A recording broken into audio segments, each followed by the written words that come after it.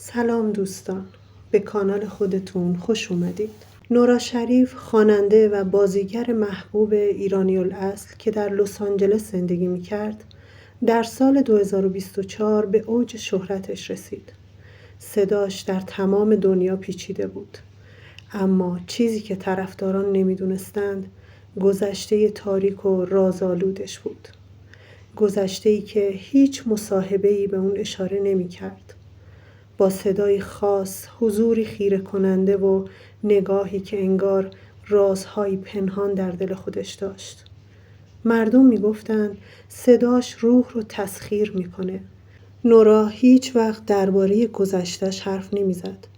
تنها چیزی که خبرنگاران میدونستن این بود که دوران کودکیش رو در شمال ایران پیش مادر بزرگش گذرونده و بعد از یه اتفاق مبهم خانواده‌اش به تهران و بعد به خارج از کشور مهاجرت کرده بودن.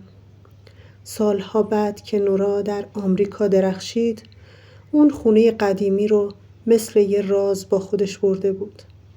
اما بعضی رازها جا نمیمونند. نورا در کودکی مدتی در خونه قدیمی در شمال ایران زندگی کرده بود. خونه‌ای در دل جنگل که به گفته محلی‌ها خونه نفرین شده بود. شبها صدای زمزمه‌هایی از دیوارها شنیده می‌شد و نور چراغ‌ها بی دلیل خاموش و روشن می‌شدند.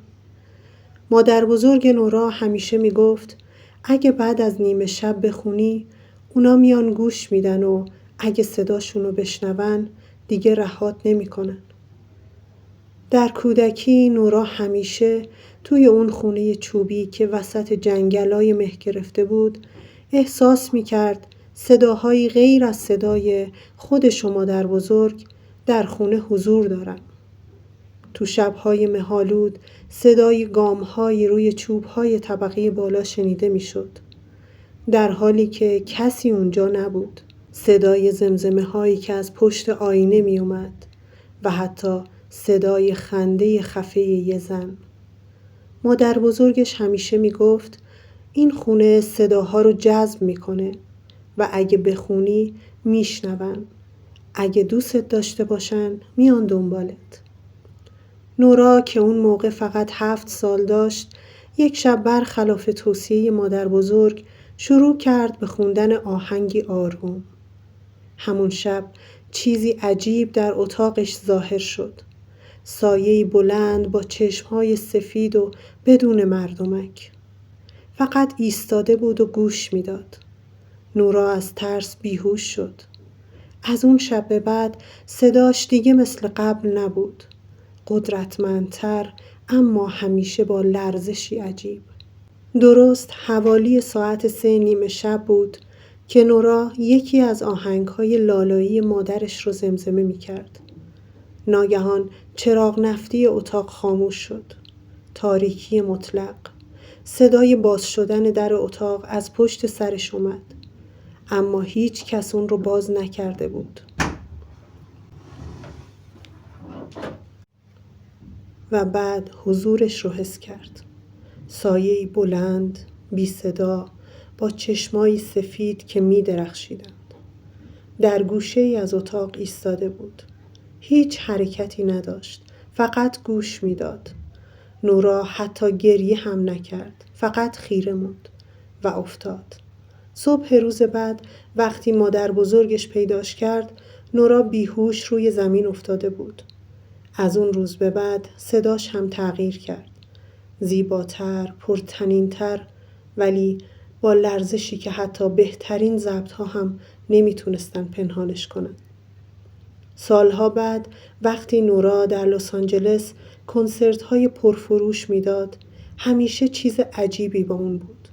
در ویدیوها، در گوشه صحنه‌ها سایه‌ای دیده میشد که شکل واضحی نداشت.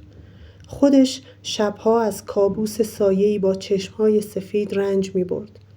یکی از موزیسین‌های همراهش یک بار گفت وقتی میخونه احساس میکنم صدایی دیگه هم باهاش میخونه، ولی هیچ کس اونجا نیست. نورا این حرفها رو نادیده میگرفت. میگفت توهمه، اما خودش میدونست واقعیت چیز دیگه ایه. با این حال آخرین کنسرتش در پاریس همه چیز رو تغییر داد. سالن اپرای پاریس پر بود. همه منتظر اجرای قطعه جدیدی بودند که نورا ماه‌ها روش کار کرده بود. نورها خاموش شدند. صدای تشویق سالن رو پر کرد و نورا روی صحنه اومد. با لبخند، با ابهت، ولی کمی خسته تر از همیشه. صداش رو صاف کرد و شروع به خوندن کرد. لحظه‌ای بعد تماشاگران دیدن که نورا ایستاد. لبخندش محو شد. خیره شد به جایی در انتهای سالن، جایی که چراغ‌ها نمی‌تابیدند. ناگهان گفت: تو اینجایی؟ بعد از این همه سال؟ همه فکر کردند دیالوگی از اجراست، اما بعد نورا شروع کرد به قدم زدن به سمت لبه صحنه. میکروفون از دستش افتاد. نورها کم کم خاموش شدند. صدای خشخش بلندگوها آمد و پخش زنده قطع شد. وقتی چراغ‌ها دوباره روشن شدند، نورا دیگه اونجا نبود. تمام سالن رو گشتند. هیچ راه فراری نبود. هیچ در مخفی، هیچ تونلی. فقط میکروفونش روی زمین بود و کفش‌هاش. در اتاق کنترل صدا بردار از شدت شوک در سکوت کامل نشسته بود. کسی صداش رو شنید که گفت: قبل از ناپدید شدن یه صدا توی هدفون اومد.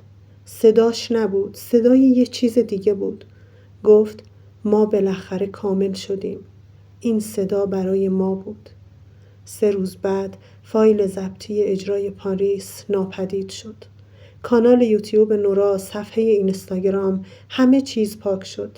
تنها چیزی که باقی موند صدها عکس از تماشاگرانی بود که در آخرین ثانیه ها از اون عکس گرفته بودند و در همه اون عکس ها یک سایه با چشمانی سفید درست پشت سرش ایستاده بود. همراهان گرامی، امیدوارم از شنیدن داستان لذت برده باشید. ممنونم که تا پایان داستان با من همراه بودید. لطفاً برای حمایت از کانال و پروسه پرزحمتی که پشت این کار هست، لایک و سابسکرایب رو فراموش نکنید.